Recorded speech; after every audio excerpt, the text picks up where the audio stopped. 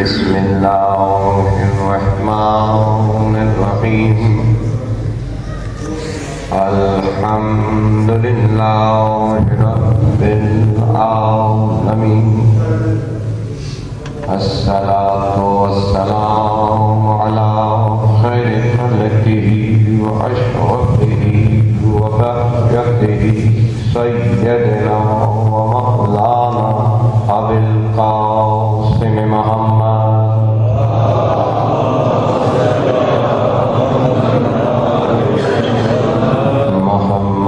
وأهل بيته الطيبين الطاهرين المعصومين المظلومين ولعن الله على أعدائهم أجمعين يحمل هذا وعلى يوم الدين. وأما بعد فقد قال الله تعالى في كتابه المجيد والفرقان الحميد قوله الحق وقوله الصادقين. بسم الله الرحمن الرحيم. اذكروا نعمة الله عليكم وميثاقه الذي وثقكم به إذ قلتم سمعنا وأطعنا واتقوا الله إن الله عليم بذات الصدور.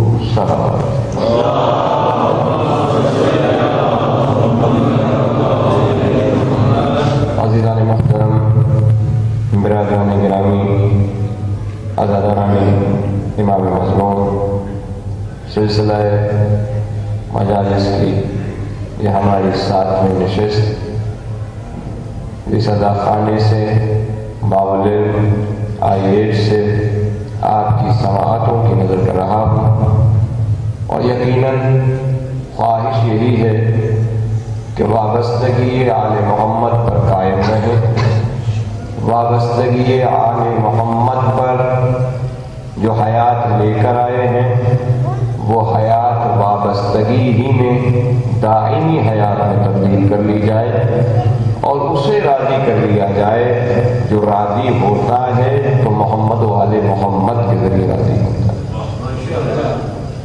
سرنامہ کلام مسلسل سورہ معاہدہ کی یہ 7ویں آیت ہے کہ جس میں ارشاد پروردگار عالم ہو رہا ہے کہ ذکر کرو میری نعمت کا جو میں نے تمہیں عطا کی، یاد کرو میرا میثاق، میرا عہد جب تم نے مجھ سے عہد کیا تھا، جب تم نے کہا تھا ہم نے سنا، ہم اطاعت کریں گے، اور پروردگار چاہتا ہے کہ اب تقوی اختیار کرو، جو تم نے کہا ہے اسے ثابت کرو، اور یہ مت بھولو کہ اللہ تمہارے دلوں کا بھید بھی جانتا ہے. جو کچھ تم نے سینے میں چھپا رکھا ہے وہ بھی خالق کے علم میں ہے، اسے دھوکہ نہیں دیا جا سکتا، اپنی ذات کو دھوکہ دیا جا رہا ہے، اور خالق اس دھوکے سے تمہیں باہر لانا چاہتا ہے کہ دیکھو تم نے ہماری نعمتوں کا شکر ادا نہ کر کر اپنی ذات پر ظلم کیا ہے. اگر تم ہمارے اس نعمت کا ذکر کرتے رہتے جو میں نے تمہیں خاص طور سے اس دنیا میں نہیں بلکہ یوم الست سے تمہارے ساتھ کی، تم عالم ارواح میں تھے، وہ میں نے دولت تمہیں دی، جب تم عالم زر میں آئے تب اس دولت کا تعارف تم سے کرایا، پھر جب تم عالم اجسامی میں آئے تب تم سے اس کا تعارف کرا رہا ہوں، اور جب تم اس عالم برزخ میں آؤ گے تب بھی یہی دولت کام آئے گی، اور یہاں تک کہ تم یوم محشر پہنچو گے تب بھی اسی نعمت کے زمرے میں کوثر عطا ہوگا، یہی جنت تقسیم کرنے والا ہوگا. جو نعمت کو تھام لے گا وہ کامیاب ہو جائے گا، اور جو نعمت کو چھوڑ دے گا وہ ہلاک ہو جائے گا. خالق نے اسی مودت کے سفر پہ ہمیں دیکھنا چاہا کہ ہم اپنی مودت کے جام کس خوش اسلوبی سے پیتے ہیں، ہماری محبت کا سفر کیسا ہوتا ہے، ہم اپنے مولا سے اپنی محبت کو کس قدر ثابت کر سکتے ہیں. اور یقیناً انسان خسارے سے جب نکلتا ہے تو سب سے پہلے چیز کی ضرورت ہے وہ ہے ایمان، عقیدہ۔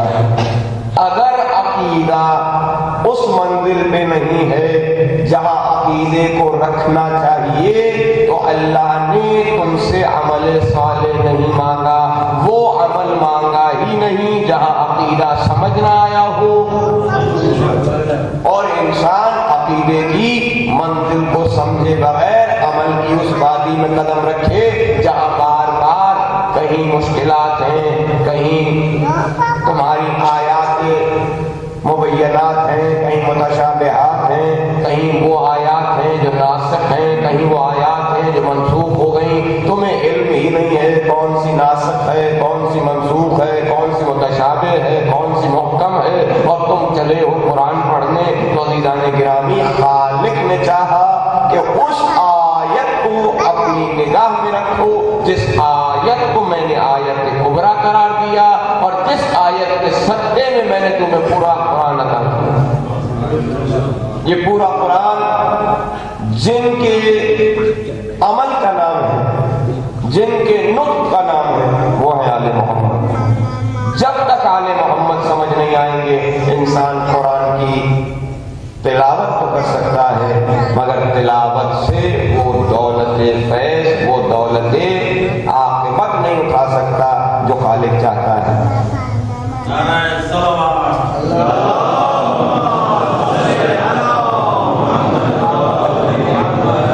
قبلہ نیسا صاحب تشریف رکھتے ہیں، ماشاءاللہ منظوم ترجمہ کیا ہے نہج البلاغہ کا۔ نگاہ ہے آل محمد نے اپنی محبت کو خود نہیں طلب کیا، آل محمد نے تو اپنی محبت کو لٹایا ہے تمہیں، اپنے منہ کا نوالا بھی دیا ہے تمہیں، اپنے پیراہن، اپنی پوشاک بھی تمہیں دی ہے، اپنے پیروں کی نالین بھی تمہیں دی ہے، مگر خالق نے چاہا ہے کہ جس در سے لے رہے ہو اسے کچھ دینا بھی تو سیکھو۔ وہ محتاج نہیں ہے مگر تمہیں احتیاج ہے کہ تم اس منزل پر آؤ کہ جس مولا سے اتنا کچھ لیا ہے اس کا شکر ادا کر سکیں، مگر ہم شکریہ کی منزل پہ نہیں جاتے۔ قاصد ہے، پیغام لا رہا ہے،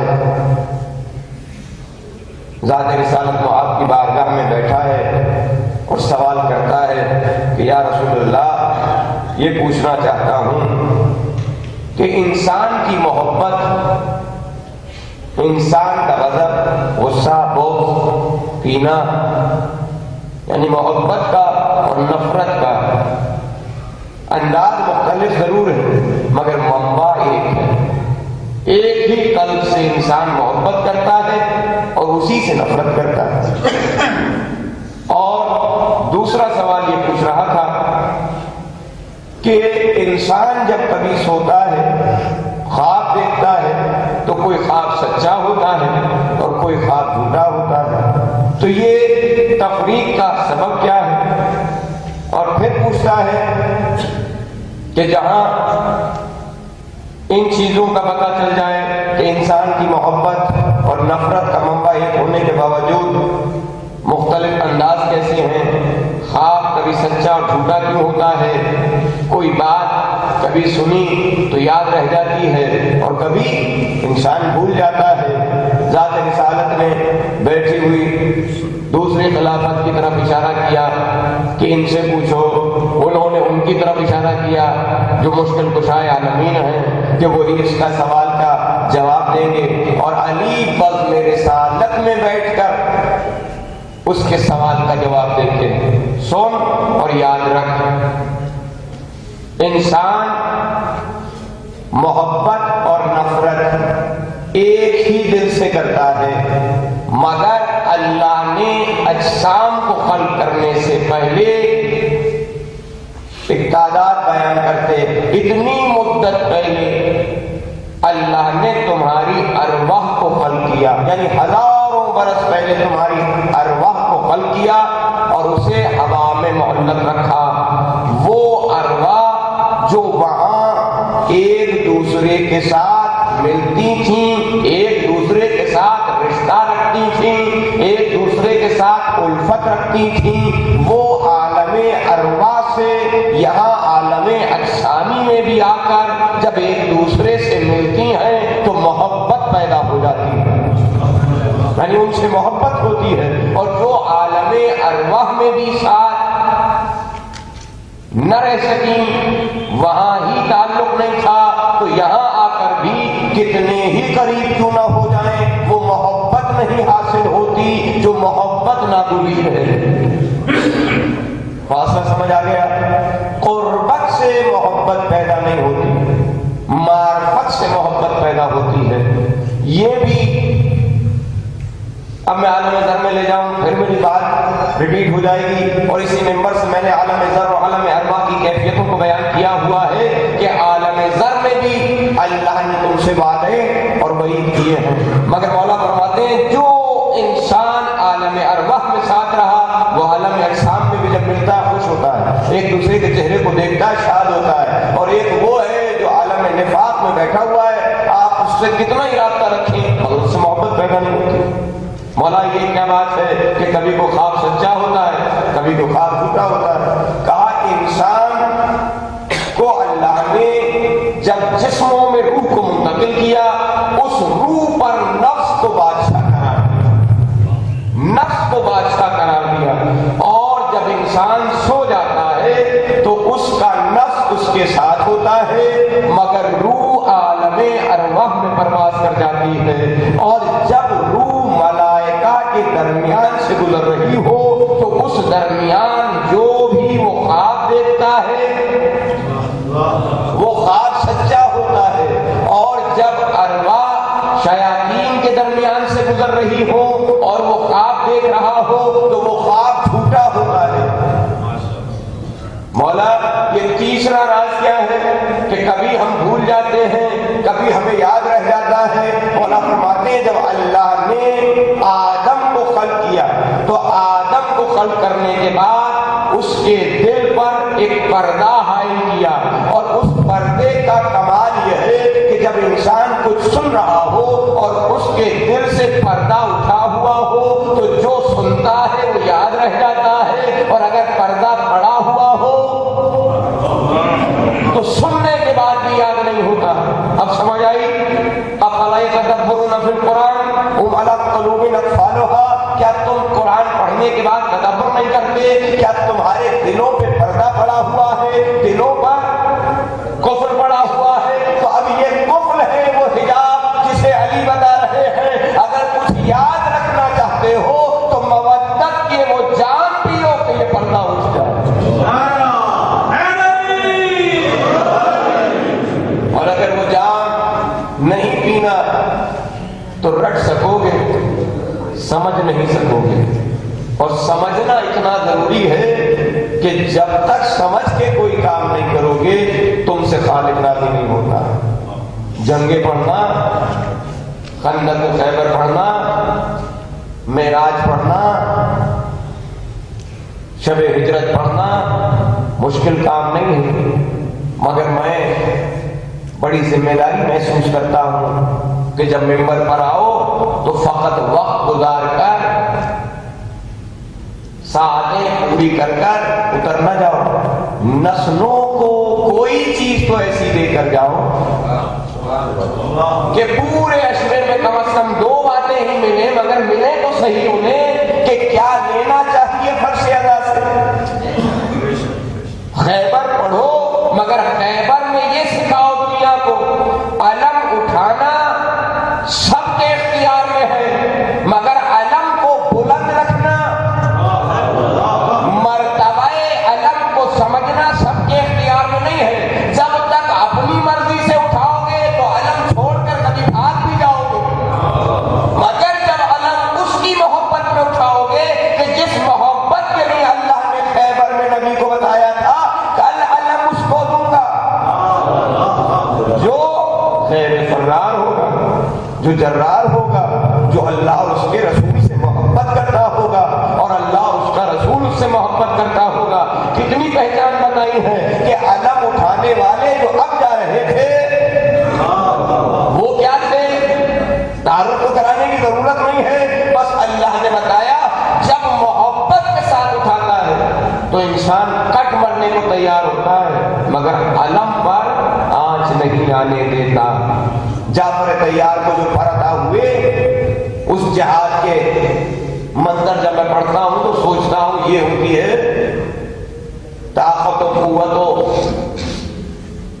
اپنا جذبہ ایمانی کہ بہت بڑی فوج ہے رومیوں کی، اور جنگ موتا میں آپ تیسرے سالار ہیں، اور تیسرے سالار نے اس شان سے جنگ کی تھی کہ جب پیادہ افراد کے دلوں میں فرار ہونے کا خیال آیا، انہوں نے سوچا، اور میں نے اس حدیث کو روایات میں پڑھا کہ ذات رسالت پاک فرماتے ہیں کہ جب میں معراج پر گیا تو میں نے ان تینوں سالار کو دیکھا کہ جنہوں نے جنگ موتا میں شہادت حاصل کی، مگر سب کی وہ شان نہیں تھی جو جعفر تیار کی تھی، اس لیے کہ وہ شہادت اس طرح پا کے گئے جیسے پانے کا حق تھا۔ پوچھا کیا فرق تھا؟ کہا باقی دو سرداروں کی گردن میں تھوڑا سا خم تھا، مگر جعفر تیار پورے قد کے ساتھ، بلند گردن کے ساتھ، افتخار کے ساتھ جنت میں بیٹھے تھے، اور انہیں دو پروں سے پرواز ملی تھی۔ میں نے سوال کیا ملائکہ سے کہ اس میں راز کیا ہے کہ ان دو سالاروں کی کچھ گردن میں کم ہے اور یہاں گردن سیدھی ہے؟ کہا اس کا سبب یہ ہے کہ وہ دونوں جب جنگ لڑ رہے تھے، ایک وقت میں جب موت کو سامنے دیکھا تو تھوڑی سی دیر کے لیے فرار کا سوچا، خیال آیا، تو اس وجہ سے شہادت کا منصب پا کر بھی وہ منزلت نہیں ہے جو جعفر تیار کے حصے میں آئی۔ اور رسالت پاک فرماتے ہیں اس شان سے جعفر نے جہاد کیا کہ جنگ موتا میں وہاں جعفر لڑ رہے تھے، اور منبر سے رسول خطبے کے درمیان بتاتے جا رہے تھے کہ اب میرا پہلا سالار شہید ہوا، اب میرا دوسرا سالار لڑ رہا ہے، اب میرے تیسرے سالار نے علم اٹھایا ہے، اور اب علم اٹھانے کے بعد بازو قلم ہو گئے ہیں، اس عالم میں زمین پر گرا ہے۔ تمام جنگ کو نبی نے مسجد نبوی میں خطبے میں بیان کر کے بتایا کہ شہید کا ذکر کرنا بھی ایک نعمت ہے، تاکہ لوگوں کے دلوں میں جذبہ جہاد پیدا ہو، مگر وہ جذبہ جہاد نہیں جو آج کا مسلمان پیدا کر رہا ہے۔ یہ جذبہ جہاد کم، جذبہ فساد زیادہ ہے۔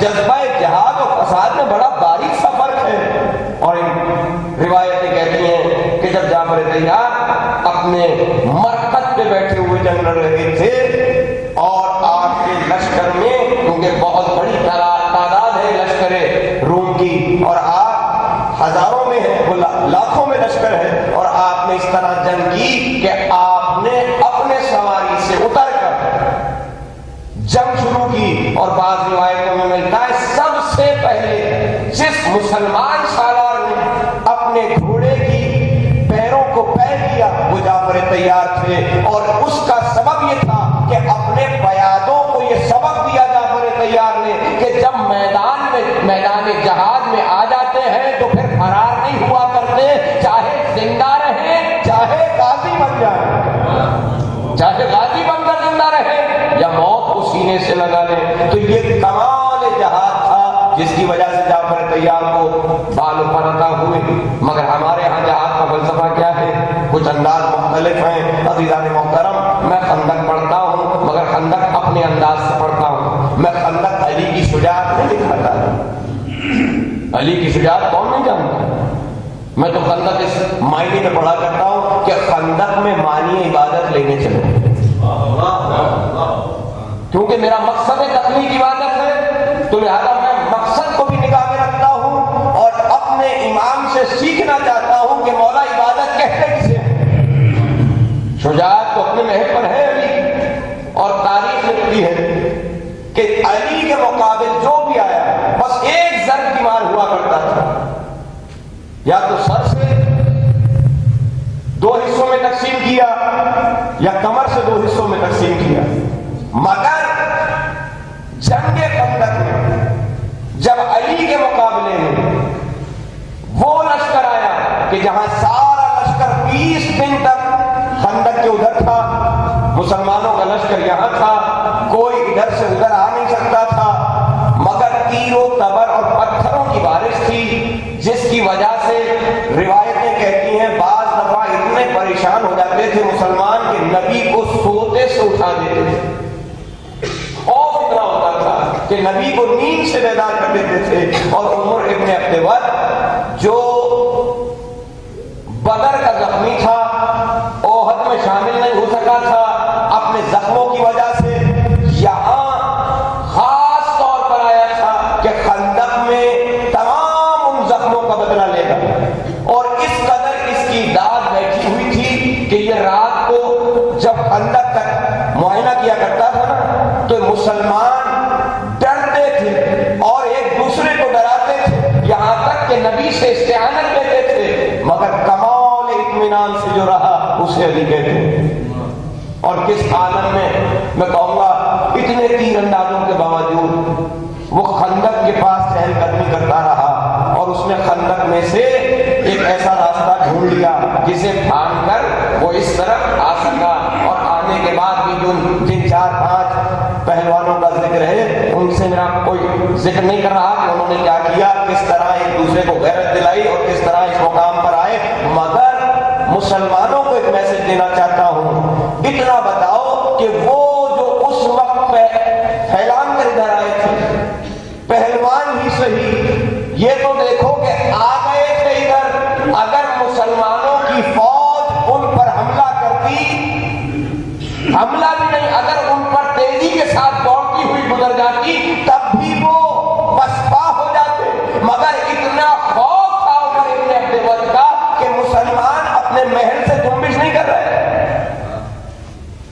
اور میں اکثر کہا کرتا ہوں یہ جہاد ہے، اتنا اس نے للکارا مسلمانوں کہاں ہو، تمہارا تو عقیدہ ہے نا کہ جہاد کرو یا تم مار کر غازی بن جاؤ تب بھی جنت تمہاری، آؤ کون ہے جو مجھے مار کر جنت لے لے، کوئی بات نہیں نکل رہا، اچھا اگر خوف آتا ہے کہ میرے ہاتھ سے مر جاؤ گے تب بھی تو جنت تمہاری نوید ہے، جنت تمہاری بشارتوں میں شامل ہے، تو ہے کوئی جو میرے ہاتھوں سے قتل ہو کے جنت میں چلا جائے؟ پتا چلا وہاں جنت کی ہرس بھی نہ تھی۔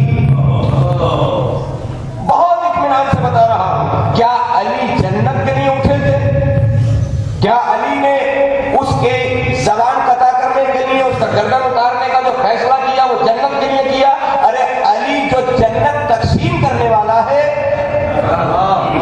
وہ جنت کے لیے نہیں اٹھا، علی نے کمال اطمینان سے جب للکار سنی تو اطاعت الہی کی منزل پر قیام کیا کہ حکم کردگار ہے کہ جہاد کرو، اور جب کھڑے ہوئے نبی نے کہا علی بیٹھ جاؤ، علی بیٹھ جاؤ، ادھر اطاعت خدا سے جو کھڑا ہو اسے بھی علی کہتے ہیں، جو اطاعت رسول میں بیٹھ جائے اسے بھی علی کہتے ہیں۔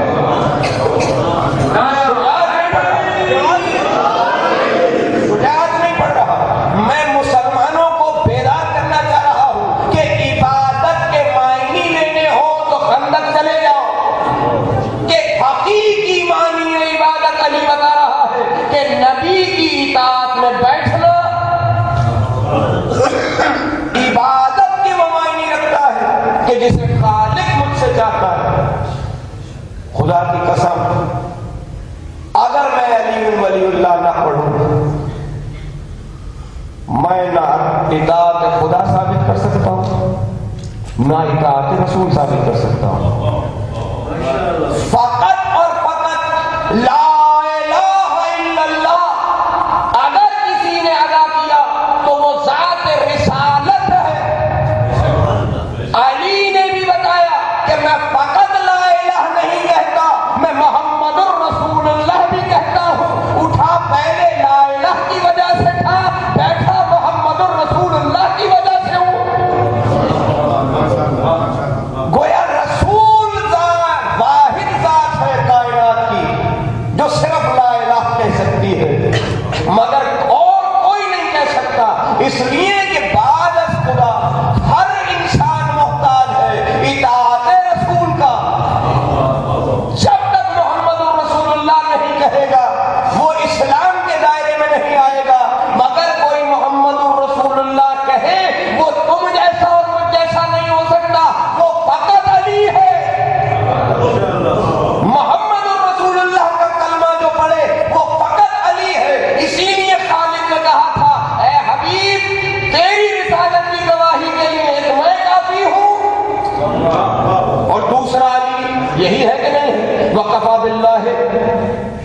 شہیدا، کون ہے شہید، کون ہے گواہ؟ ایک اللہ اور دوسرا راسخون فی العلم۔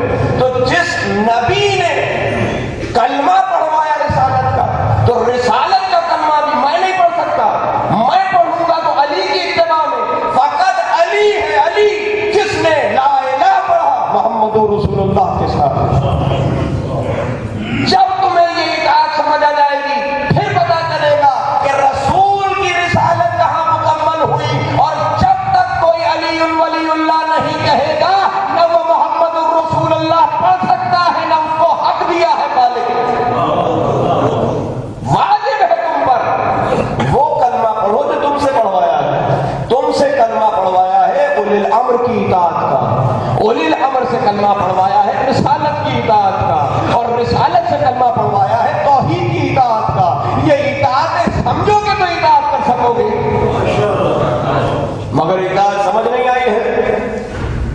اولی الامر کو چھوڑ کر نبی کی رسالت کی اطاعت کرنا چاہتے ہیں، اور کبھی رسول کو بھی چھوڑ کر اللہ کی اطاعت کرنا چاہتے ہیں۔ یہی ہو رہا تھا نا، نماز پڑھ رہا ہے رسول بلا رہے ہیں، قیام ہے نبی بلا رہے ہیں، رکوع ہے نبی بلا رہے ہیں، سجدہ ہے نبی بلا رہے ہیں۔ نبی کے بارگاہ میں نماز تمام کر کے پہنچا، لبیک یا رسول اللہ۔ رسول نے کہا اتنی دیر ہو گئی بلاتے ہوئے، کہا یا رسول اللہ نماز پڑھ رہا تھا۔ نبی نے کہا نماز سکھائی کس نے؟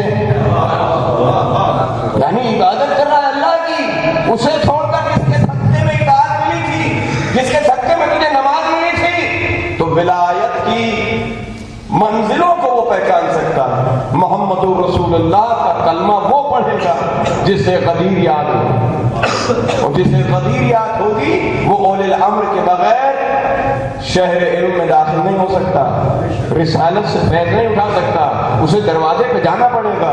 مگر عزیزان محترم، میرا علی تشریح کر رہا ہے عبادت، کس شان سے کر رہا ہے؟ لا الہ کے معنی میں کھڑا ہوا، محمد رسول اللہ کے معنی میں بیٹھ گیا، یہاں تک کہ پھر نبی نے تیار کیا، نبی نے تیار کر کے بزم میں بھیجا، اپنی تمام رسالت کی شان کے ساتھ بھیجا۔ اور اطاعت کسے کہتے ہیں؟ عبادت کسے کہتے ہیں؟ اطاعت رسول ہی کا نام ہے نا، وَمَن يُطِعِ الرَّسُولَ فَقَدْ أَطَاعَ اللَّهَ۔ سورہ نساء یہی کہہ رہی ہے نا، جس نے رسول کی اطاعت کی اس نے خدا کی اطاعت کی۔ اب رسول کے اذن کے بعد علی گیا۔ مجھے ذرا تمام ان بیٹھے ہوئے لوگوں سے کہنے دو جن کے سروں پر پرندے بیٹھے دکھائی دیتے تھے کہ نبی کہہ رہا ہے کہ کوئی ہے، اٹھو اس کا منہ بند کرو، اور وہاں وہ بیٹھا کہہ رہا تھا ہے کوئی جو جنت لے؟ نہ جنت لینے کے لیے کوئی جہادی بنا، نہ نبی کی اطاعت میں کوئی جہاد کرنے گیا۔ ارے اسی لیے تو جب علی فتح کر کے آئے تھے تو رسول نے کہا تھا علی کی آج کی ضربت ثقلین کی عبادت پہ مبنی ہے۔ میرا نقطہ نہیں پہنچا آپ تک؟ یہ نہیں کہا کہ علی کی آج کی ضربت کائنات کی شجاعت پہ مبنی ہے، شجاعت کی بات نہیں کی، عبادت کی بات کی ہے، تمہارے سجدوں کی بات کی ہے، تمہارے رکوع کی بات کی ہے، تمہارے روزوں کی بات کی ہے، تمہارے حج اور زکات کی بات کی ہے۔ ارے وہ عبادت کرنا اور ہے اور یہ عبادت کرنا اور ہے، جہاں عین اطاعت نبی کو علی نے سامنے بتا دیا تھا، اسے کہتے ہیں عبادت۔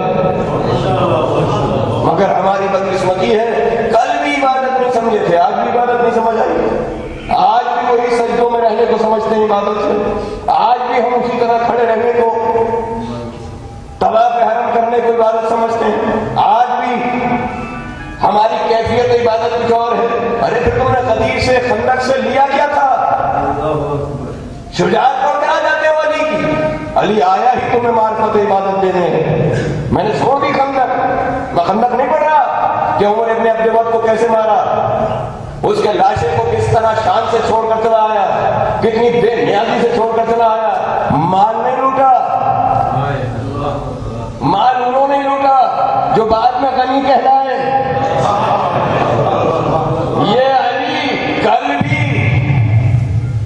نوالا پانی میں، نمک کے پانی میں ڈبو کے کھاتا تھا، اور جب مسند خلافت پہ بیٹھا تب بھی اسی شان سے جیا ہے علی کا مرتبہ کہیں نہیں بڑھا، علی نے کہیں کوئی حصہ نہیں بڑھایا.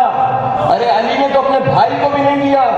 عقیل نے بہت کہا ہے میرے عیال زیادہ ہیں، میری ضروریات زیادہ ہیں، مگر علی نے بہت اصرار دیکھا تو ایک گرم سلاح عقیل کے ہاتھ میں رکھ دی.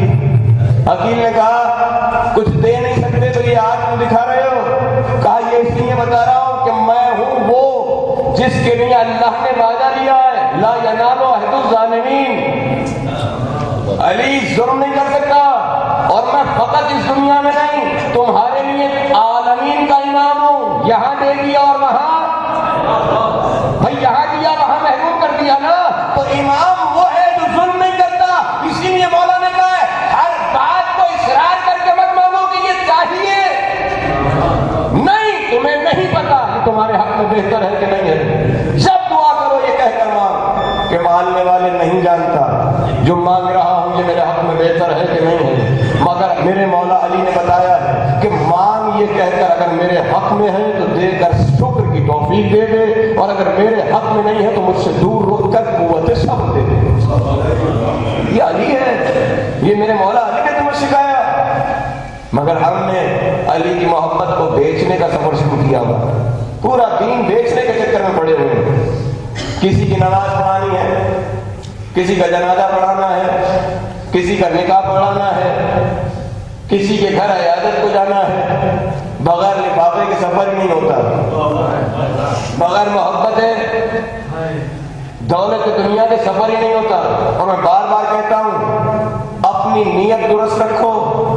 وہ دیتے ہیں مگر جتنا ظرف ہوتا ہے اسے دیکھ کر دیتے ہیں، اور تمہاری تمنا دیکھ کر دیتے ہیں. اسی دنیا کے لیے مانگ رہا ہے یا وہاں کے لیے بھی مانگ رہا ہے؟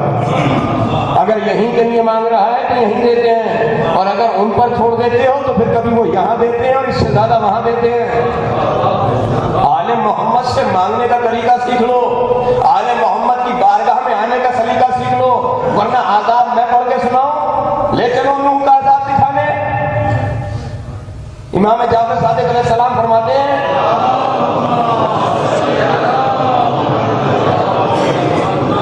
850 سال کے بعد نوح کو اذن رسالت ملا، اور رسالت کی تعلیمات 950 سال تک نبی نے اپنی رسالت کو پہنچایا. اور جب نا امید ہو گئے تو دعا کی پانے والے پر عذاب نازل کر. نبی 950 سال کی تبلیغ کے بعد بد دعا کر رہا ہے، اور پتہ نہیں میرا امام کتنے سال سے پردہ بیت میں بیٹھا ہے. سمجھ آ رہا ہے کتنا کریم ہے مولا، کتنا رحیم ہے مولا. روز دیکھتا ہے مجھے بیچنے والے کیسے بیچ رہے ہیں. قرآن کہہ رہا ہے نعمت کا ذکر کر، اور میں کہہ رہا ہوں نعمت دو تو کروں گا، اتنے ملیں گے تو کروں گا. آل محمد تمہاری نیتوں کو دیکھتے ہیں، اور ظہور ہوتا ہی اس لیے نہیں ہے. اور جو دے رہے ہیں انہیں بھی کہہ رہا ہوں آل محمد کے ممبر پہ اسے بٹھاؤ جو نعمت سمجھا سکے، جو ذکر آل محمد کو بچا سکے. انہیں نہ بٹھاؤ جنہوں نے محبت اہل بیت کو اسلام کے نام پر بیچ دیا ہے، جنہوں نے عقیدوں کو تباہ کر دیا، شریعت اور عقیدے کا فرق مٹا دیا، ایمان اور عمل کا فرق بتانا چھوڑ دیا. خسارے سے نکلنا ہے تو پہلے ایمان کامل کرو، پھر عمل صالح کی طرف بلاؤ. میری نسلوں کو عقیدے ملے نہیں، اس عمل کی طرف بلا رہے ہو جہاں شک کے ساتھ صبح و شام شک ہے. ارے یقین کی چادر کے ساتھ واجبات الہیہ کو ہرگز مت چھوڑنا. جب تم کہیں واجب خداوندی کو چھوڑے ہوئے دوسروں کو موقع ملے گا کہ وہ تمہیں اغوا کر لیں. اور یاد رکھو عبادت فقط اور فقط اطاعت کا نام. قرآن کہتا ہے کہ نہیں کہتا؟ سورہ یاسین پڑھتے ہو کہ نہیں پڑھتے ہو؟ یا بنی آدم لا تعبدوا الشیطان انہ لکم عدو مبین وان عابدون ھذا صراط مستقیم ولقد اضل منکم جبالا کثیرا افلم تکونوا تعقلون. اے بنی آدم خبردار،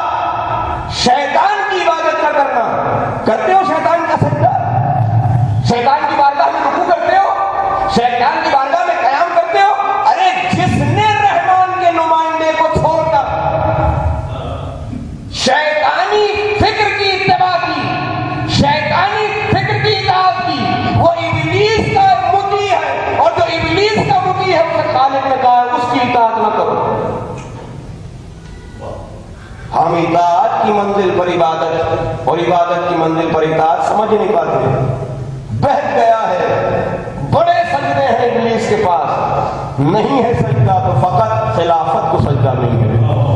اور خالق کہہ رہا ہے سارے سجدوں کے بعد بھی میں جو دیکھتا ہوں آخر میں وہ رزلٹ ہی یہ دیکھتا ہوں کہ ساری عبادت کرنے کے بعد اس کے سامنے جھکے گا کہ نہیں جھکے گا, کہ جس کے سامنے میں جھکانا چاہتا ہوں. محبت جہاں دم توڑ دیتی ہے وہاں سے مودت کا آغاز ہوتا ہے. ابھی تک تو میرے دل سے محبت ہی نہیں نکلی. کبھی دنیا کی محبت, کبھی اولاد کی محبت, کبھی وطن کی محبت, کبھی گھر کی محبت. نوح جیسے نبی نے 950 سال تبلیغ کی اور پھر طوفان مانگا, مگر اللہ نے اتنا کرم کیا کہ کریم پروردگار نے جبریل کو بیج دے کر بھیجے کہ جاؤ جبریل, نوح سے کہو ان بیج کو زمین پہ بو دیں, ان سے شجر نکلیں گے. تاخیر کروانا چاہیے خالق نے کہ عذاب کو بھیجنے میں جلدی نہ کروں, معصوم بچوں کو زمین سے اس جرم کے ساتھ نہ اٹھاؤں. یہ بڑے ہو جائیں, بالغ ہو جائیں. جو عورتیں تھیں انہیں بھانج کر دیا گیا کہ کوئی نومولود زمین پر نہ آئے. کتنا کریم ہے پروردگار, کس قدر کرم کر رہا ہے. اور اسی کا ولی سنگوں میں دیکھ کر تلوار چلاتا ہے, سنگوں میں دیکھ کر تلوار چلاتا ہے کہ 7 نسلوں میں کہیں آنے والا کوئی مومن نہ ہو.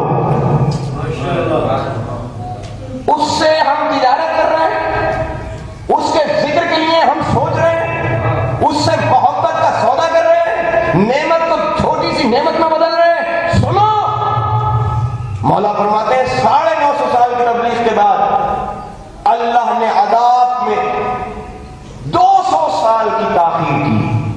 50 سال میں تو فقط شجر بلند ہوئے تھے اور اس شجر سے 1 لاکھ تختے بنائے گئے. کس نے بنائے 1 لاکھ تختے؟ نوح نے. اکیلے نبی کے بس میں تھا؟ اکیلے نبی کے بس میں نہیں تھا. جنہیں ایمان نہ تھا نبی پر, جو جانتے ہی نہ تھے کہ یہ کشتی نجات بن رہی ہے, جو یہ کہہ کر مذاق اڑاتے تھے کہ اس صحرا میں کشتی کا کیا کام ہے, اللہ نے اہتمام کیا کشتی یہ بنائیں گے یہ جو خود غرق ہوں گے, یہ خود غرق ہونے کا اہتمام کریں گے. انہیں دولت دنیا دوں گا, مانیے عبادت و فلاح آخرت چھین لوں گا. کیا کرے گا مالک؟ کہا جیسے جیسے یہ تختے بنائیں گے جتنا برادہ اترے گا اتنا اسے سونے اور چاندی کے زراعت میں بدل دوں گا. ہرس میں اپنی دولت دنیا کی طلب میں لوگوں نے مہینوں راتوں گھنٹوں محنت کی کہ جلدی سے کشتی بن جائے, مگر یہ بھول گئے کہ کشتی بنا کر پھر بھی اس میں سوار نہیں ہو سکیں گے. حسین ہے کیا؟ کشتی نجات قرار دیا کہ نہیں دیا؟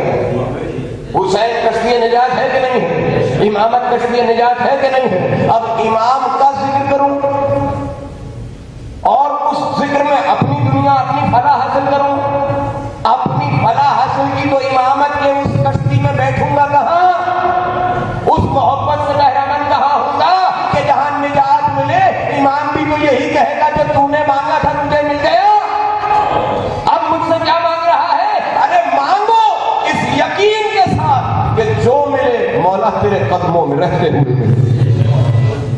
مگر دکھ ہوتا ہے ساری دنیا کی طاقتیں لگانی اس میں کہ دنیا مل جائے, منصب مل جائے, میری پہچان مل جائے. وہی نہیں پہچانا جسے خالق پہچاننا چاہتا ہے, اسی سے رابطہ نہیں کیا جسے رابطے کو خالق نے تم سے طلب کیا ہے. تم میں اور پھر جانوروں میں فرق کیا ہے؟ چھوڑ دیا میں نے سارا عذاب, کشتی نجات بھی بن گئی, عذاب گزر بھی گیا. پھر نبی نے پرندوں میں سے آواز دی, جاؤ کوئی جا کے دیکھو کہ زمین کا پانی اترا کہ نہیں اترا. پہلے گیا کوے نے پرواز کی, جا کے دیکھا انسان مردار کی صورت میں پڑے ہوئے ہیں. نبی کا حکم بھول گیا, مردار کا گوشت نوچنا شروع کر دیا، مردار کھانے میں مشغول ہو گیا، اپنا پیٹ بھرنا یاد رہ گیا، نبی کی اطاعت بھول گیا۔ نبی نے غدیر میں بھی کہا تھا اور خدا قرآن میں بھی کہہ رہا ہے ذکر کر میری نعمت کا، ذکر کر میری ولایت کا۔ دنیا کو ولایت کا چیپٹر پڑھا دے، دنیا کو چیپٹر اس طرح پڑھا جیسے خالق چاہتا ہے۔ اللہ نے کہا نہیں کہا تم میری مدد کرو میں تمہاری مدد کروں گا۔ اور میں نے کل اشارہ کیا تھا کہ مدد سمجھنی ہو تو 1,24,000 انبیاء کی نصرت دیکھنا، اور ساری نصرت کا نتیجہ ہے ولایت علی۔ میرے سر پر قرآن رکھو، توحید پہنچائی، نبی کو کانٹے لگے، پتھر لگے، ہجرت کرنی پڑی نہیں کرنی پڑی؟ بتاؤ کرنی پڑی نہیں کرنی پڑی؟ تو اللہ نے توحید پہنچانے میں تو انسانوں کے شر سے نہیں بچایا، مگر جب اللہ نے اپنی اس ولایت کو پہنچوایا جسے پہنچوانے کا وعدہ کیا تھا، کہا انسانوں کے شر سے میں بچاؤں گا۔ ایک علی کی ولایت کی وجہ سے مسلمانوں نے نبی سے بغض رکھا۔ ارے صادق اور امین نبی نے بستر علالت پہ قلم مانگا، قلم ملا مگر قلم نہ ملے، مگر اللہ نے وعدہ کیا ہے میں ان سے شر نہیں پہنچنے دوں گا، تیری رسالت کو میں باقی رکھوں گا۔ کیا سمجھتے ہو؟ آج پوری دنیا میں چلے جاؤ، ساری دنیا کا چکر لگاؤ، ہر مقام کا تجزیہ کر کے بتاؤ مسلمان مشکل میں ہے یا مومن مشکل میں ہے؟ کس کو پریشانی ہے؟ کفار کی منزل پر، عیسائیوں کی مسجد میں، عیسائیوں کے گردوں میں، مندروں میں مسلمان کو اجازت ہے، مگر مسلمان کی مسجد میں مومن کو اجازت نہیں ہے۔ یہ وہ حق ہے جس کو پہچاننا مشکل ہے، اور اس حق کے لیے اللہ نے وعدہ کیا ہے کہ تمہیں صبر کے ساتھ چلنا ہے، مگر وتواصوا بالحق وتواصوا بالصبر کے ساتھ۔ کتنے ہیں جو حق کی تلقین کے لیے صبر کر سکیں؟ پریشانی ہوتی ہے، زیادہ پڑھا تو یہ کل نہیں پڑھوائیں گے، نہ پڑھوائیں، فلاں بائیکاٹ کر دے گا، کر دے، یہاں کرے گا نا وہاں میں بائیکاٹ کروں گا، یہاں تمہاری طاقت ہے وہاں میرے مولا کی طاقت ہوگی، اور اس دنیا میں ملیں گے یار، تھوڑا سا انتظار تو کرو، اٹھایا جائے گا، خاک کے اوپر ہوں گے تب بھی آئیں گے، خاک کے نیچے ہوں گے تب بھی آئیں گے، اور مولا فیصلہ کریں گے تو میرا حق پہنچانے والا تھا، یہ تیرے حق کو غضب کرنے والے تھے، اور فقط اس جرم میں غضب کیا تھا کہ تو میرے لیے بولتا تھا۔ تو کیا خیال ہے میں ڈر جاؤں، میں چھپ جاؤں؟ ہو سکتا ہے مجھے اسی نمبر سے مولا نے اتنا دیا ہو، مگر جو دیا مولا ہی کی راہ میں خرچ کر دیا۔ عمرہ بھی کرایا زیادہ، مولا کو بیچنا نہ میں نے سیکھا ہے نہ سیکھوں گا، مگر جو بیچ رہے ہیں ان کے لیے سوچو کہ کیا تمہارے پاس کوئی آلٹرنیٹ نہیں ہے؟ کیا ممبر سے مولا کے فضائل کے علاوہ وہ کچھ جائے جو مقصد توحید و رسالت نہیں ہے؟ جنگیں پڑھ کے اتر آؤں، محراب سجاؤ، یقیناً محراب سجانا بھی مومن کی ذمہ داری ہے، مگر للہ محراب میں وہ بھی تو کھڑا ہو جو عادل ہو، جو لوگوں کا حق پہچانتا ہو، جو گناہوں سے اس طرح دور ہو جیسے رہنے کا حق ہے، جو صبح و شام جھوٹ بول کر، صبح و شام تحریف کر کر اپنے مفاد کی سوچے گا، وہ محراب میں بیٹھا ہو اچھا نہیں لگتا۔ خود اپنے گریبان میں دیکھنا سیکھو، اور چھوٹی چھوٹی مساجد میں جو پیش امام تقوی کے ساتھ چل رہے ہیں ان کے گھروں کی حالات جا کے دیکھو، جب تک کسی ایسے فرد کو نہیں فالو کرتے اس وقت تک تمہیں گھر میں روٹی بھی نہیں ملتی۔ تمہاری ہماری سب کی ذمہ داری ہے ان صاحبان تقویٰ کو مسلح اور محراب پہ لائیں جن کا حق ہے، اور ان صاحبان تقویٰ کی بھی ذمہ داری ہے کہ ممبر سے وہ کہلوائیں جو کہلوانے کا حق ہے۔ محبت رکھنا اور محبت کو ثابت کرنا دو مختلف چیزیں ہیں۔ محبت کا دعویٰ جب ضرورت پڑتی ہے نا تو بڑے بڑے پیروں میں استقامت نہیں رہتی، دنیا طلبی راستے کی دیوار بن جاتی ہے، کبھی اولاد کی محبت آڑے آ جاتی ہے، کبھی گھر بار کی ذمہ داریاں یاد آ جاتی ہیں، میری زوجہ علیل ہے، میری والدہ علیل ہے، میرے بچے میرے بغیر کیسے پلیں گے، کیا تو پال رہا ہے؟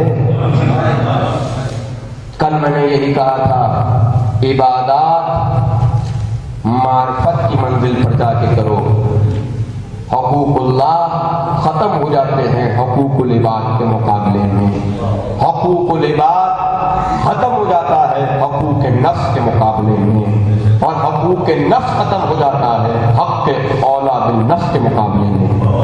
یہ نعمت تمہیں خالق کہہ رہا ہے ادا کرو، ساری زندگی اپنے لیے، عام بشریت کے لیے نہیں نہیں نہیں، بیدار ہو جاؤ، ظہور اسی دن ہوگا جب تم اس قدر آمادہ ہو جاؤ گے کہ امام کہہ دے آج تیرا بیٹا نہیں تو کل سے نہیں، آج تیری زوجہ نہیں تو کل سے نہیں، ایسی محبت پیدا ہوگی تو پتہ چلے گا، ابھی تو نہیں نہیں یہ تو میری ہی ہے، جب ہم کہہ رہے ہیں نہیں ہے تو عزیزان گرامی محبت کو اس نہج تک پہنچا دو کہ تمہارے امام کا ظہور ہو، اور ظہور امام کی دعا کرنا اور اس کے لیے کوشش کرنا دو مختلف چیزیں ہیں۔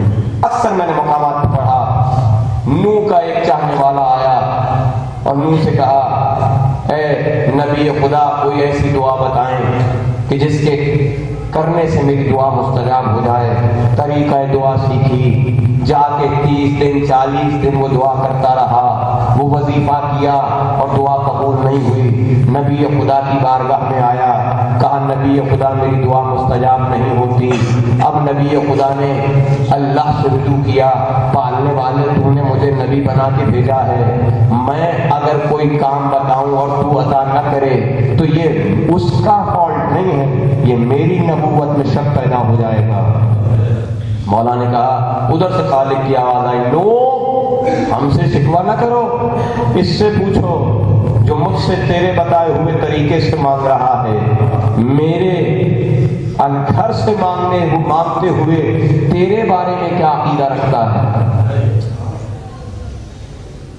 مانگنا مولا کے طریقے سے اور عقیدہ مولا ہی کے بارے میں صحیح نہ ہو، الفاظ مولا کے اور نیت مولا جیسی نہ ہو، خندق پڑھ کے بھی نہ پتہ چلے اطاعت خدا کیسے ہوتی ہے، عبادت کیسے کی ہے نبی نے، بس خندق پڑھ کے گزر جاؤں، شجاعت علی پڑھ کے گزر جاؤں، مانی عبادت سمجھنا ہے۔ عزیزان محترم، فوراً نبی نے نوح نے سوال کیا، یہ بتا تو میرے بارے میں کیا سوچتا ہے؟ کہا یہ اندر کی بات کیسے پتہ چلی؟ اللہ پہلے کہہ رہا ہے ذکر کر میری نعمت کا، ورنہ میں تو تیرے دل میں جو ہے وہ بھی جانتا ہوں۔ نوح نے جیسے سوال کیا میرے بارے میں کیا سوچتا ہے، کہا آپ کی رسالت میں شک ہے۔ فوراً اللہ نے کہا جب تک یہ شک دور نہیں ہوگا اس وقت تک دعا مستجاب نہیں ہوگی۔ اب تم لاکھ مصلے پہ بیٹھے رہو، لاکھ ہاتھ بلند رہے، فیصلہ الہی ہے۔ نوح اگر یہ ساری زندگی دعا کرتا رہتا، یہاں تک کہ اس کی انگلیاں جھڑ جاتی، تب بھی میں اس کی دعا مستجاب نہ کرتا، کیونکہ وسیلے میں کھوٹ رکھتا ہے، عقیدے میں پختہ نہیں ہے۔ اور ایک بار عقیدے سے پکارو، مولا کہتے میں ہوں میں جو عیسیٰ کو سولی سے اٹھا کے لے گیا، میں تھا میں جس نے چلتے ہوئے خنجر کے نیچے سے اسماعیل کو بچا لیا۔ اور مولا کہتے ہیں جب بالکل نا امید ہو جاؤ، کہیں سے کوئی راستہ سجائی نہ دے، پھر مجھ سے رجوع کرو اور اس یقین سے کرو کہ ہم بچا لیں گے، پھر تو مزہ ہے۔ مگر جب سب کی طرف سے یقین ہوتا بلاتے ہو، اور جب نا امید ہو جاؤ تو پھر چھپاتے ہو، نہیں میسم بنو، زبان نہیں کاٹوں گا، تیرے اعضا کاٹوں گا۔ کہا بس پھر مجھے موت ہی نہیں آئے گی۔ یقین چاہیے، یقین جب تک علی کا قول پورا نہیں ہوگا اس وقت تک موت نہیں آ سکتی، اور جب تک ظہور نہیں ہوگا جب تک امام سمجھ نہیں آئے گا، جب تک معرفت مولا بلند نہیں ہوگی۔ واجبات الہیہ کبھی بھی قضا نہیں ہونی چاہیے، مگر ہجوم میں کھو کر نہیں، ایسے ہجوم سے بھی پناہ مانگو جہاں مکھیوں کی بھنبھناہٹ تو ہو مگر وہ عقیدہ نہ ہو، نہیں چاہیے۔ تقیے کی منزل ہوگی، بیٹھو گے تم ایک دن اپنے گھر میں، مگر اس دن جس دن ذوالفقار باہر آ جائے گا، اس سے پہلے جو کرنا ہے کر گزرو، اپنی نسلوں کو بتا دو۔ رسول نے جس پر اپنا بیٹا قربان کیا اسے حسین کہتے ہیں، علی نے جس پر اپنی اولاد قربان کی اسے حسین کہتے ہیں۔ ماریا کے وطن سے ابراہیم حسین پر قربان کیا گیا، عباس حسین پر قربان کیا گیا، ام البنین کے 4 لال حسین پر قربان کیے گئے، ثانی زہرا نے اپنے بیٹے حسین پر قربان کیے۔ سمجھ لو دین کے حقیقی معنی کیا ہے، دین است حسین، دین پناہ حسین۔ جو بھی فدیہ کیا گیا کربلا میں حسین پر کیا گیا، حسین پر کیا گیا، اس لیے کہ حسین امانت کردگار ہے۔ اس کے بارے میں مجھ سے تم سے سوال ہوگا کہ تم نے امانت کے ساتھ کیا کیا؟ نبی نے اولاد قربان کی، علی نے اولاد قربان کی، ثانی زہرا نے اولاد قربان کی۔ 50 ہجری میں میرا مولا آقا حسن جا رہا تھا، 3 سال کا ہے قاسم، زیادہ عمر نہیں ہے، مگر مولا نے قاسم ابن حسن کو اپنے سینے پہ بلایا، سینے پہ لٹایا، جس سینے میں جگر پارا پارا ہو رہا تھا اس پر قاسم کو لٹایا، قاسم کے قدموں کے بوسے لیے، قاسم کے گلے کے بوسے لیے، قاسم کے سینے کے بوسے لیے، قاسم کے بازوؤں کے بوسے لیے، اور پھر ام فروا سے کہا دیکھو میرے اس لال کی حفاظت کرنا، یہ بڑا قیمتی لال ہے، اور دیکھو کبھی زندگی میں میرا قاسم کسی مشکل میں گرفتار ہو جائے تو میں ایک مشکل کشائی کر رہا ہوں، اس کے بازو پہ ایک تعویذ باندھ رہا ہوں کہ جب کوئی مشکل کی سبیل دکھائی نہ دے تو اس تعویذ کو کھول کے دیکھ لینا۔ بیٹا قاسم اس تعویذ سے خبردار۔ 3 سال کے بچے کو حسن ابن علی نے وصیت کی، ام فروا کو وصیت کی، میرا مولا دنیا سے رخصت ہو گیا۔ عزاداروں، آج جس شہزادے کی مہندی نکالنی ہے، یہ چھوٹے چھوٹے بچے جس محبت کے ساتھ بیٹھے ہیں، خدا ان کو اپنے حفظ و امان میں رکھے۔ یہ آل محمد کے اس تمام سفر کو لے کے چل رہے ہیں کہ جہاں آل محمد کو مان رہا، اس مان کو یہ پورا کرنے کی کوشش کرتے ہیں۔ بی بی کے گھر آئے ہیں حسین ابن علی، حسین ابن علی کے گھر بارات ہے، ام فروا مہمانی منزل پر ہے، کبھی مولا ام فروا کے گھر آئے ہیں اور قاسم کے گھر میں مہمانی ہے، مگر عزاداروں کربلا نہ شربت تھا، نہ سبیل تھی، نہ کوئی ایسا اہتمام تھا کہ عبد قاسم پر کوئی اہتمام ہو سکتا۔ ام فروا کو بھی یہی دکھ رہا کہ میرے گھر میں سلطان ابن سلطان آئے مگر میں ان کی کوئی خاطر نہ کر سکی۔ آج یہ نسلیں اپنے مولا کو بلاتی ہیں کہ ہم ام فروا کی طرف سے شربت پیش کر رہے ہیں، ہم اس گھر کی طرف سے مہمانی کا شرط پیش کر رہے ہیں کہ مولا اگر کل قاسم کی ماں نہیں دے سکی تو ہم اپنی طرف سے ہدیہ کر رہے ہیں، آئیے ہم قاسم کی مہندی برآمد کریں گے۔ عزاداروں، قاسم ابن حسن کربلا کے بن میں اپنے مولا سے اجازت مانگ رہا ہے، مولا مجھے اجازت دیں کہ میں اپنی جان آپ کے قدموں پہ نثار کر دوں، اور مولا حسین بار بار کہتے ہیں قاسم یہ ممکن نہیں ہے۔ بچہ خیمے میں جاتا ہے، ام فروا کہتی ہیں कासिम अभी तक जिंदा हो, अभी तक सलामत हो, मुझे ज़हरा के सामने शर्मिंदा करोगे? अगर हुसैन को कोई आंच आ गई और तुम सलामत रहे तो कासिम ये तुम्हारा नहीं, लोग मुझे इल्जाम देंगे कि उम्मे फरमा बाहर के काबिले से थी।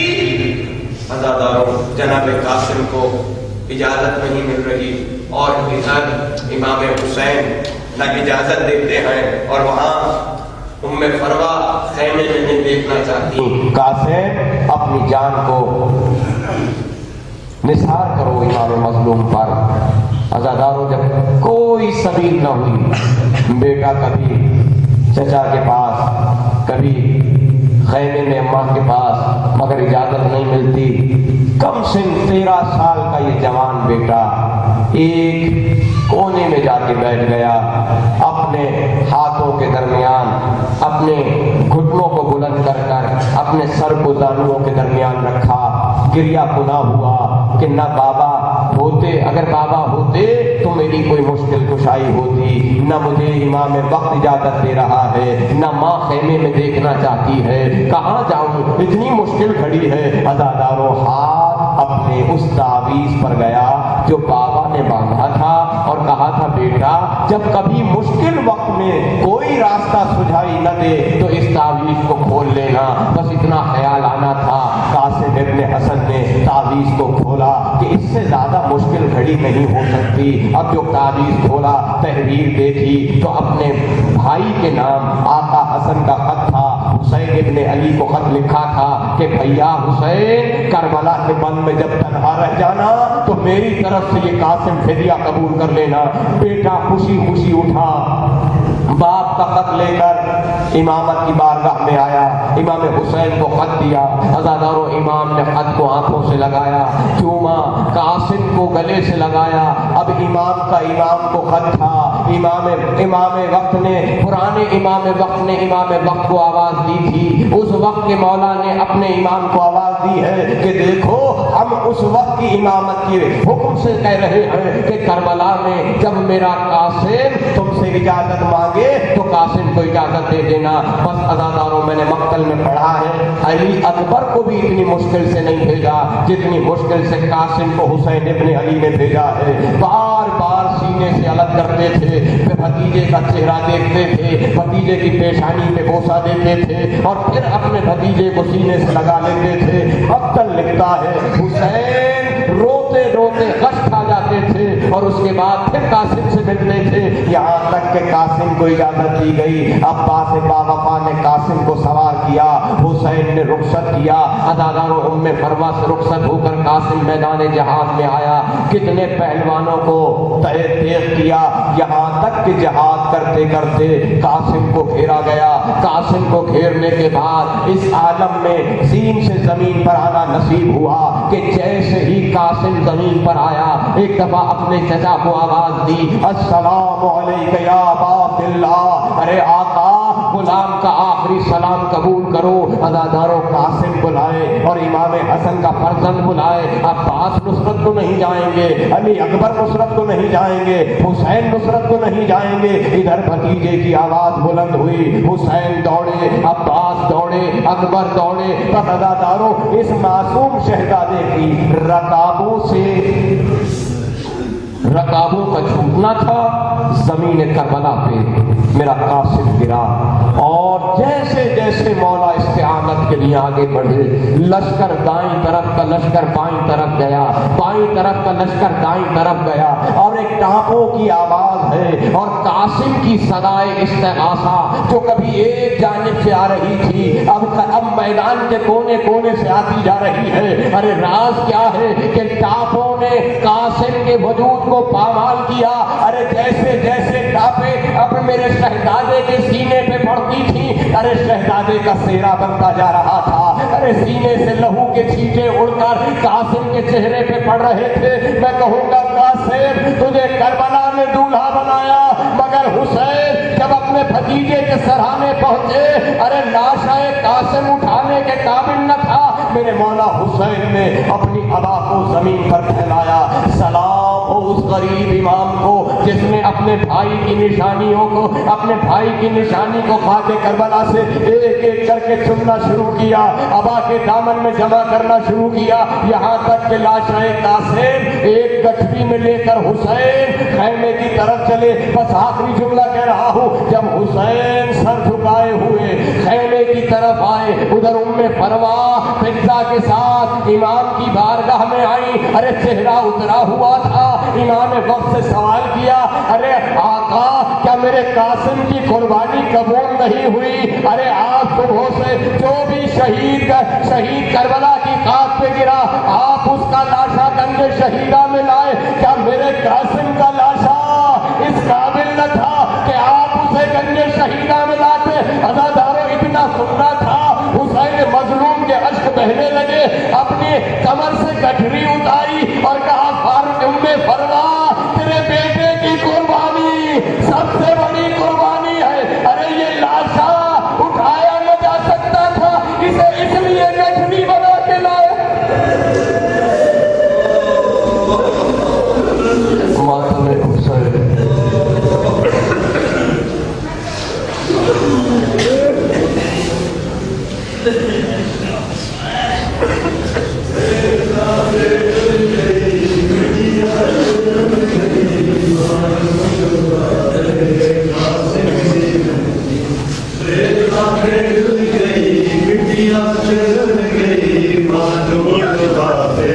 कासिम दी मेहंदी रेता से डुल गई, मिट्टियाँ से रुल गई, मानूर वावे कासिम दी मेहंदी रेता से डुल गई, मिट्टियाँ से रुल गई, मानूर वावे कासिम दी मेहंदी रेता से डुल गई, मिट्टियाँ से रुल गई, मानूर वावे कासिम दी मेहंदी रेता से डुल गई, मिट्टियाँ से रुल गई, मानूर वावे कासिम दी मेहंदी रेता से डुल गई, मिट्टियाँ से रुल गई, मानूर वावे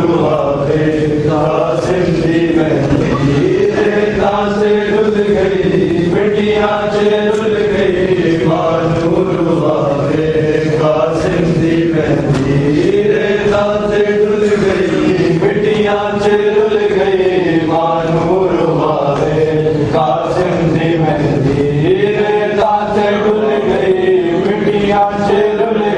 मिट्टियाँ से रुल गई, मानूर वावे कासिम दी मेहंदी रेता से डुल गई, मिट्टियाँ से रुल गई, मानूर वावे कासिम दी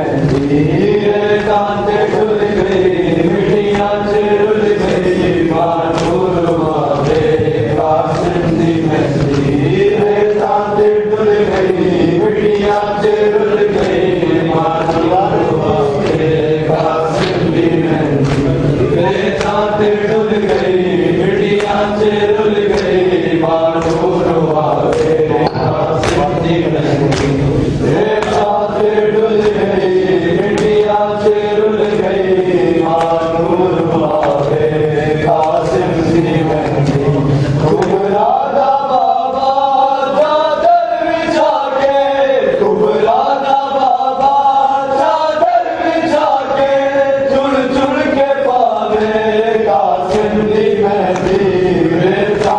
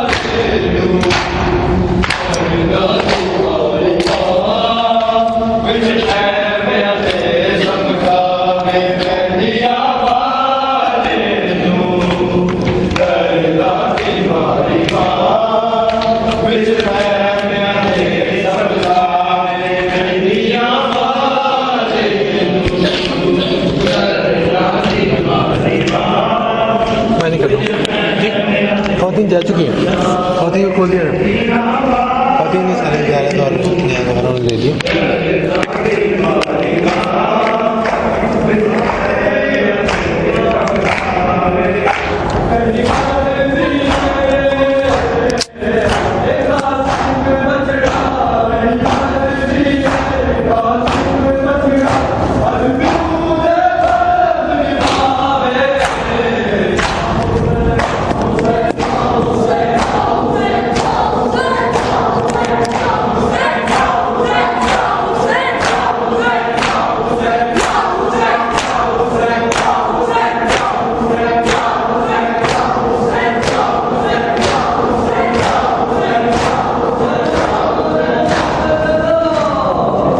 صاحب کیا گئے تھے آپ؟ منتظر صاحب کیا میں تو اچھا خاصا نیاز ویسی چکا ہوں. ہاں حاضری تو لگا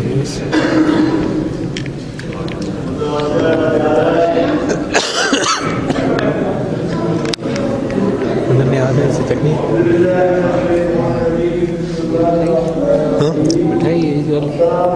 مٹھائی بھی ہے, چنے شنے میوہ بھی ہے.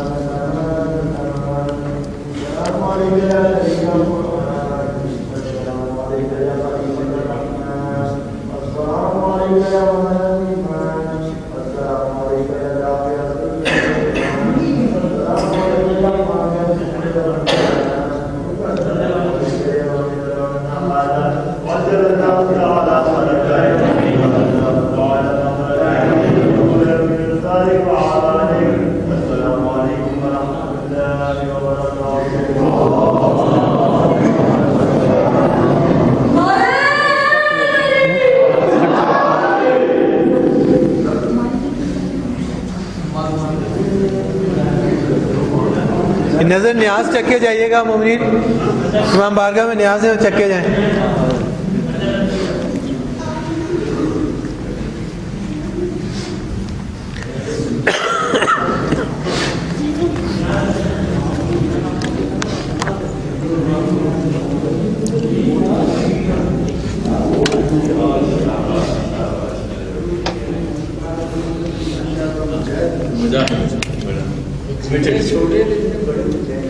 इन्वेस्टेड अच्छा है इन्वेस्टेड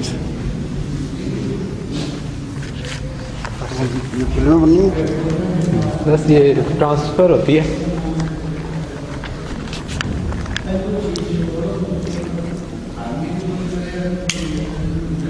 बेटा ये लाइटें बंद कर दोगे?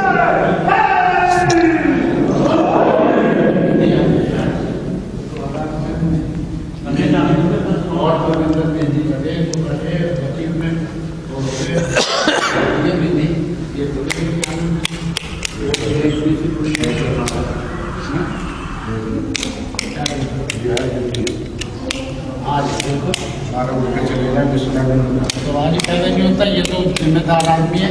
हमारे तो शिकरे की तरह हमें ज्ञान, हमारे चौकीदार भी इस तरह हमें वो फटाफट कह रहे कि ये है ड्यूटी, देखो इन्होंने बत्तियां बंद कर दी। मैंने तो जिम्मेदार आदमी है, हमारे तो ये भी बेचारे इतने 1290 आ गए। चले माशाल्लाह। और पता नहीं इधर इधर और मतलब इसमें कुछ लगे ना, मेहंदी हो, ये मेहंदी 2000 में मेहंदी आ गई। 10-15 हज़ार रुपया तो हो ना बच्चों के लिए। नहीं फल होते, वो होते, टोकरियाँ होती, ये होती, उसके ऊपर कोई आदमी भी चढ़ाए, कोई भी चढ़ाए। मौलाना जिक्र तो मेरा कौन लेडीज फंड अच्छा अंकल के दिए खान साहब के दिए अंकल को दादा जो वो तो लेडीज फंड में तो दूसरी लेडीज में जो उन्होंने निकाला सही है। तो दे दिया अंकल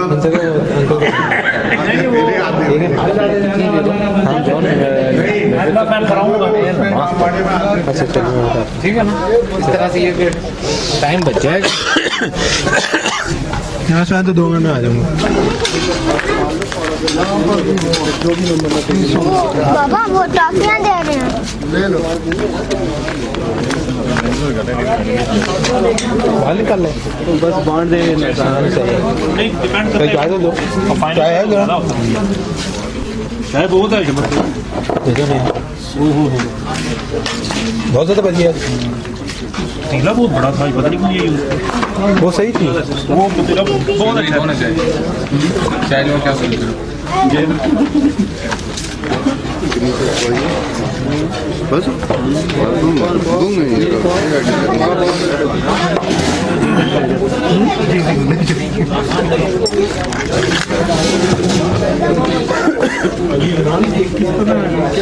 अली भाई तो क्या जबरदस्ती बुला रही सारों को, बुलाओ यार वो चले गए ना हसन छोड़ने। हाँ भाईजान बस वो चला गया था ना छोड़ने, पता नहीं अब तक तो चला गया। फोन आ रहा है।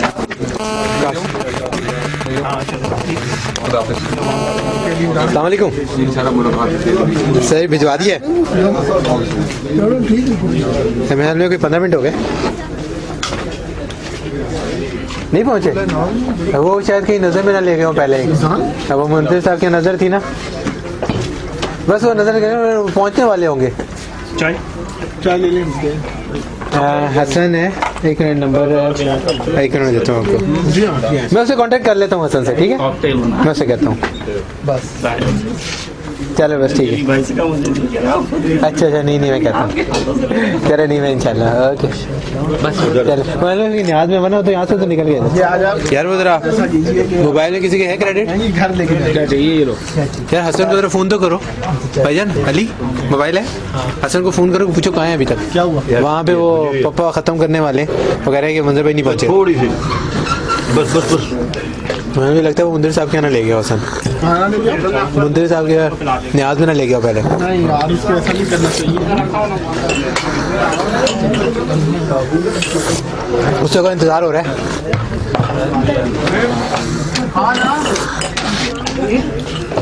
घंटा ही पड़ता है वहाँ? नहीं वहाँ तो मसाइल 15 मिनट 20 मिनट तो फिर ख़त्म कर चुके घर का भी कर सकते हैं या नहीं? हम लोग 10:30 बजे तक डॉक्टर साहब का इंतजार किया। नहीं, डॉक्टर साहब सीधे घर आ गए कल। साफ है ऐसे मोमिनीन के हैं, साफ है। हुआ कॉन्टेक्ट क्या आपकी ड्यूटी थी शबर भाई दूध लाने की?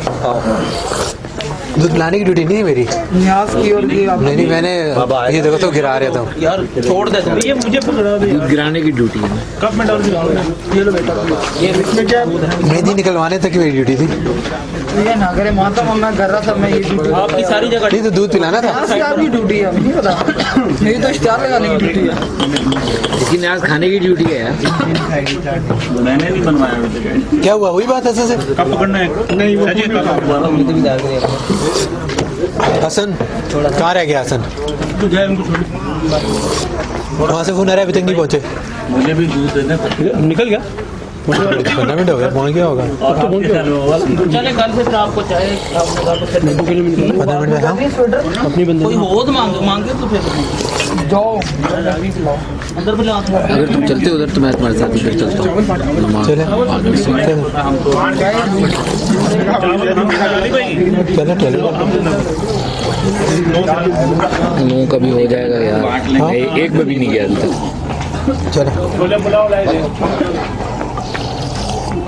हलीम किसकी बात कर रहे हैं? अभी अच्छा अभी आशूर को बता देना कि हलीम का नहीं हुआ। तो वही है, कल मैं ऐलान कर दूँगा उसको। चले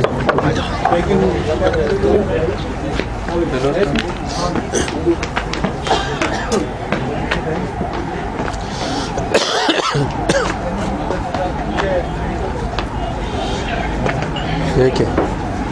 ये तो मैंने देखा ही नहीं। ये यहाँ पे रस्सी लगाई हुई थी वैसे। ये क्यों लगाया? अच्छा ये रस्सी लगाई हुई थी इधर, ये वो एंट्रेंस है। ये काम अचानक के सामने है ना ये ख़वातीन आ गई कि जितना चढ़ावा चढ़ा है ये ख़वातीन फंड का है। मैंने कहा ये काम शुरू हो गया अभी से, ये होना है। अभी मैं बताऊँ बड़े काम भाई बस सर लगे चुका है।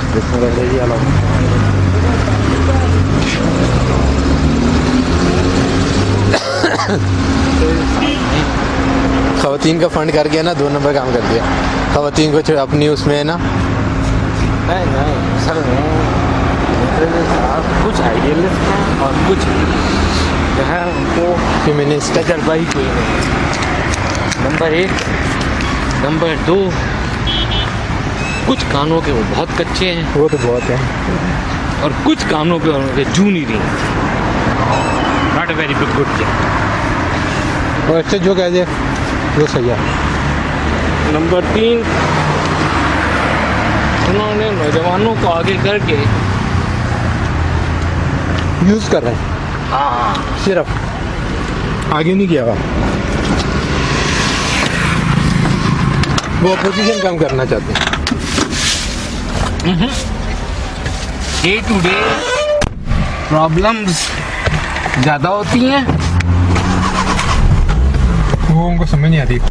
डे टू डे प्रॉब्लम्स नौजवानों के सुपुर्द करके उन्होंने वो किसी की असल में वो सुन नहीं सकते ज़रा सी भी ना तनकीद। ये बहुत ही गलत बात है असल में।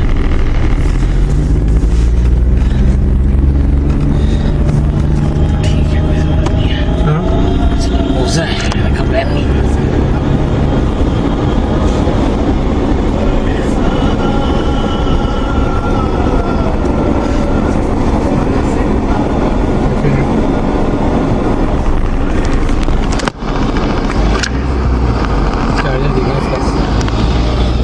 मुजफ्फर का फ़ोन का है, मुजफ्फर का कैमरा है ना ये। अच्छा क्या करना है? पकड़ने इधर हाथ में उसको। अच्छा गिरना है, ठीक है।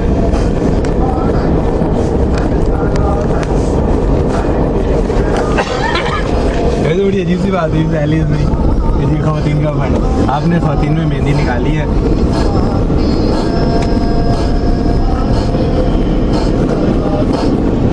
देखो ख़वातीन की कोई चीज़ अलग है नहीं. ख़वातीन ने इमाम बारगाह नहीं बनाया, ख़वातीन ने मस्जिद नहीं बनाई. अगर उनको कोई अमानत चाहिए दरख्वास्त करें, ट्रस्ट से ले लें. अल्लाह खैर सल्लल्लाहु अलैहि मुंतज़िर साहब हैं. मुंतज़िर साहब ख़वातीन असल में उनकी बेगम है ना, इस तरह से तो नहीं है ना. उन्होंने अपनी बेगम को बना के सब कुछ पूरा फैसले सारे उनकी बेगम करवाती है. पता है, और सबको पता है ये कि खासा में जो लैट्रिनों वाला मसला हुआ. नहीं, मुझे ये भी वाली चीज़ पता है कि मुंतज़िर साहब की जो घर की आज़ादारी थी वो तो किसी ने ली नहीं. गालिबन अब वो किसी बहन के पास चली गई है या ख़त्म हो गई है.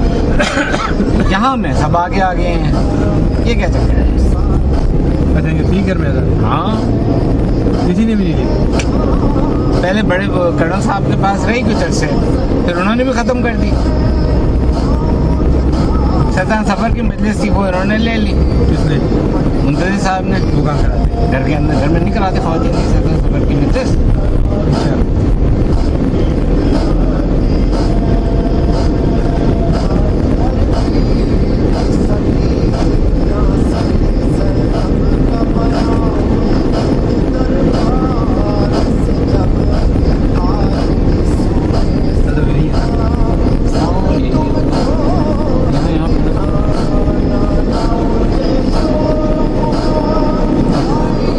इसको लेके जाना है अंदर कैमरे को.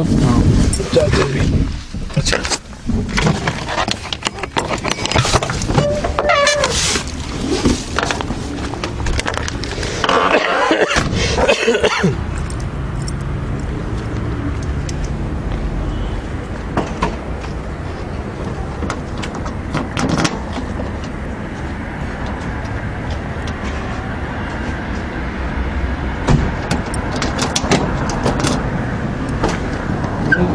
हम पहले कर दिया.